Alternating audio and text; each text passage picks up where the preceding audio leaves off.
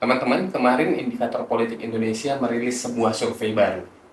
Nah, di dalam survei ini ada dua simulasi di luar simulasi Capres-Cawapres ya. Yang pertama simulasi 19 nama, dan yang kedua simulasi 3 nama. Kita mulai dulu dari simulasi 19 nama. Nah, di simulasi 19 nama ini Pak Prabowo berada di urutan kedua setelah Mas Ganjar. Jadi datanya itu menunjukkan kalau Pak Prabowo itu berada di 24,2%, sementara Mas Ganjar di 29,3%. Jadi ada selisih sekitar 5,1%.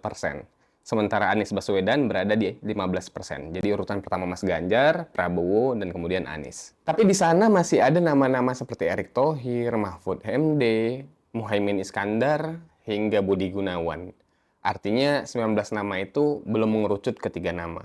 Nah, kemudian di simulasi 3 nama, Pak Prabowo menjadi unggul dengan angka 34,8%, sementara Mas Ganjar berada di urutan kedua dengan angka 34,4%. Selisih sekitar 0,4%, sementara Anies Baswedan lagi-lagi di urutan ketiga dengan 21,8%. Kira-kira begitu.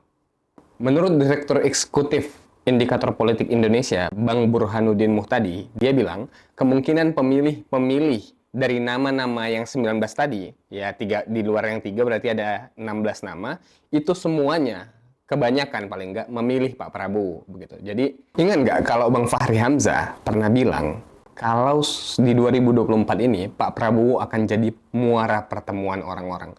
Paling nggak hasil survei indikator ini menunjukkan apa yang diucapkan Fahri Hamzah itu hampir tepat. Nah, yang menarik dari survei ini, baik yang 19 nama maupun yang 3 nama, ada pada trennya.